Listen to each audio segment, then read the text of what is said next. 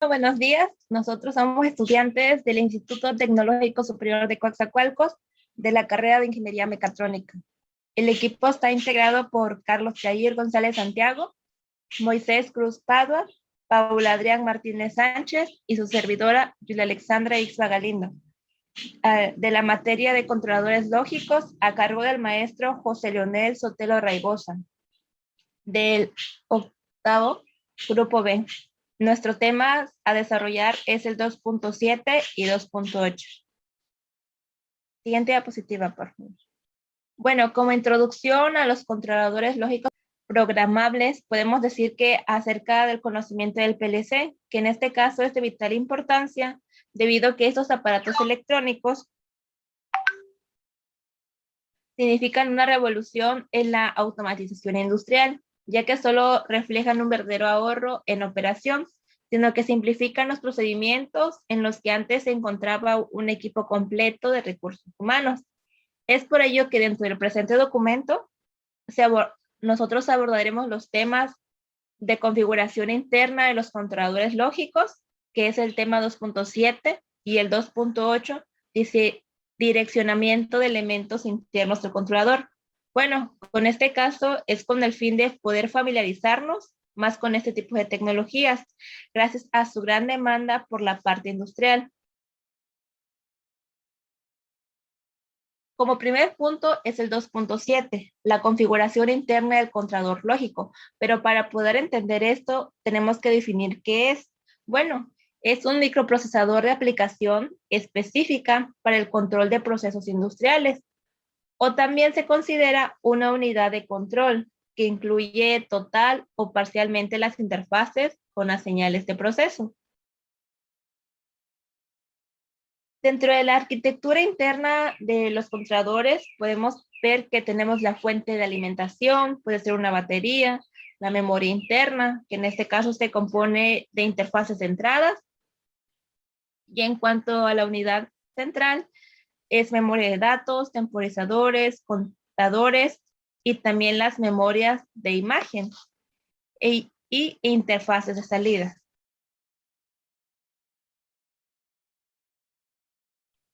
Bien, retomando un poco de lo que comentó mi compañera Isba, pues ya se mencionó a grandes rasgos lo que cuenta lo que es la conformación, la integración interna de este PLC o de los controladores lógicos programables. Dentro de ellos está la memoria del controlador, que es la que almacena el estado de las variables que maneja el autómata, o sea, las entradas, las salidas, los contadores, temporizadores, marcas y señales de estados, entre otros. Estos se dividen en dos grandes grupos, en de proceso y datos de control. En los de datos de proceso nosotros encontramos las señales de plantas, de entradas y salidas, variables internas y datos alfanuméricos. Por lo tanto, en los de datos de control encontramos los programas del usuario y la configuración que se le da a los PLC.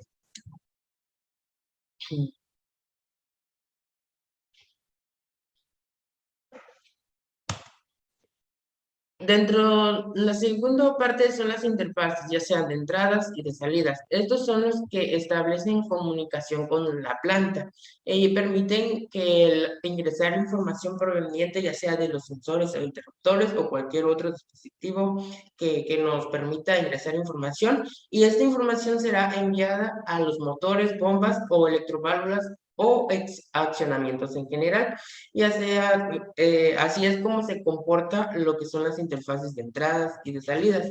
Estos se pueden clasificar por diferentes formas, ya sean por señales analógicas o digitales, por tensión de corriente continua o corriente alterna, perdón, o por las entradas, que son las de corriente continua y corriente alterna igual. Y la salida diferencia ya sea por relé, estática por triac, a 220 volts de corriente alterna máxima.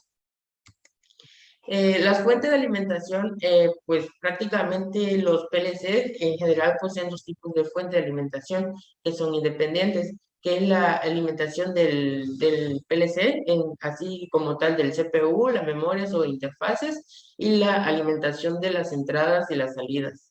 Muchas veces puede ser por separado, pero eso ya depende de la marca o sí, de la marca de lo que es el PLC. Los temporizadores. Estos son dispositivos capaces de retardar una orden de salida, ya sea en la activación o desactivación durante un tiempo, en una respuesta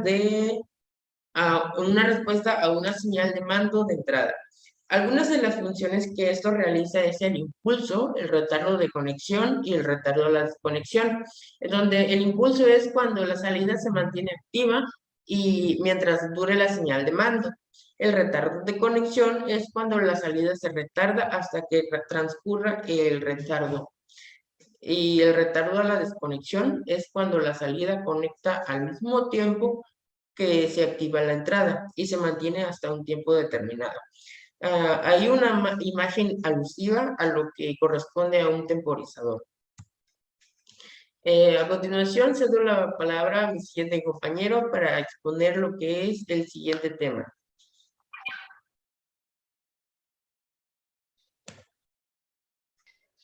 Bueno, hablando respecto al tema 2.8, que es el direccionamiento de elementos internos del controlador. Como ya sabemos, el direccionamiento manual, en este caso, es uno de los 3 direccionamientos que tiene un PLC. Como este dice, es cada punto de conexión que se designa a la dirección del PLC. Para ellos, introducimos la dirección en un campo de dirección en la ficha de un punto de conexión en el PLC. Por eso se puede entender que son como los tipos de actuadores manuales que se les va a dar al PLC. En este caso, tiene un poco de relación con el trabajador para saber qué es lo que se va a activar en todo caso. En la siguiente diapositiva se habla un poco del direccionamiento. Siguiente diapositiva, compañero. En esta diapositiva se puede hablar un poco del direccionamiento posterior. Como este mismo dice, se le pueden asignar diferentes direcciones nuevas a varios puntos de conexión del PLC y dirigirlos en un solo paso del trabajo. Para ello tenemos que seleccionar los elementos del menú. En ese también tiene un poco de relación con el trabajador o el programador, pero pues este es más que nada programable y no es tanto manual. Le dejo la palabra a mi compañero. Bueno, dentro de los tipos de direccionamientos existe el direccionamiento automático. Este en sí, los puntos de conexión de PLC reciben direcciones nuevas automáticamente durante la inserción en una página de esquema o de resumen. Si estamos trabajando dentro de un software, ahí se puede configurar automáticamente los IPs o los puertos que se trabajarán con los actores o salidas. Sabemos que también existen otro tipo direccionamientos como el absoluto, que hasta ahora solo se ha utilizado ese tipo de direccionamiento para referirse a las direcciones del PLC, que esto se necesita especificar el tipo de dirección, así como el byte y el bit a utilizar. Hay un direccionamiento inmediato, que ese tipo de direccionamiento, el operando se codifica directamente en la operación. Es decir, después de la operación se debe trabajar, se incluye inmediatamente ya sea el valor o el operando implícito. Siguiente diapositiva, por favor.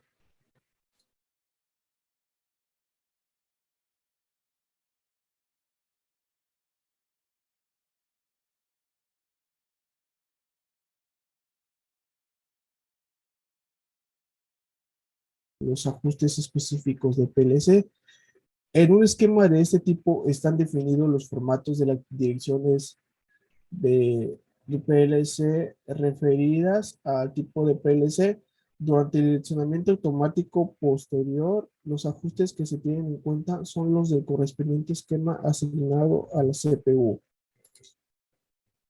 Con un recurso pueden estar definidas una o más tareas. Eh, las tareas de, las tareas controlan la ejecución de un conjunto de programas o bloques de función. Cada una de ellas puede ser ejecutado periódicamente o por una señal de disparo específica, como el cambio de estado de variables. Siguiente diapositiva, por favor.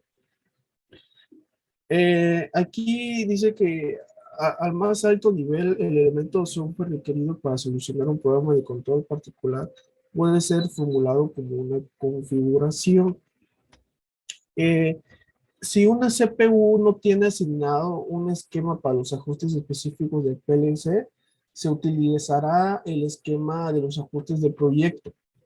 Durante el direccionamiento automático de distintos CPU, sin esquema asignado se podrían proponer direcciones como mal formateadas. Dentro de una configuración se pueden definir uno o más recursos. Se puede entender el recurso como un procesador capaz de ejecutar programas IE. Aquí en este caso se introduce puntos de conexión PLC a través de la selección de símbolos o macros, o si copia puntos de conexión durante el direccionamiento automático, también se utilizará el esquema de los ajustes proyectos. Gracias.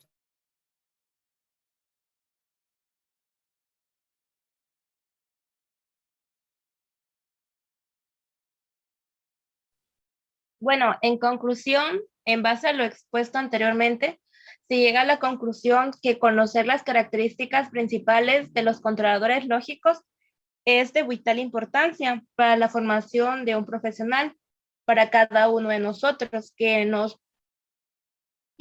vamos a desarrollar en un futuro, ya que esto conforma la gran demanda que existe en la industria, debido a que un ingeniero debe conocer y manejar ese tipo de tecnologías.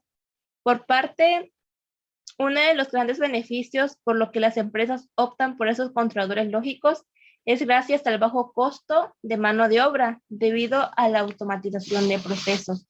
De nuestra parte sería todo. Muchas gracias. Bueno, a continuación dejamos las referencias bibliográficas de donde se obtuvo toda la información. Gracias.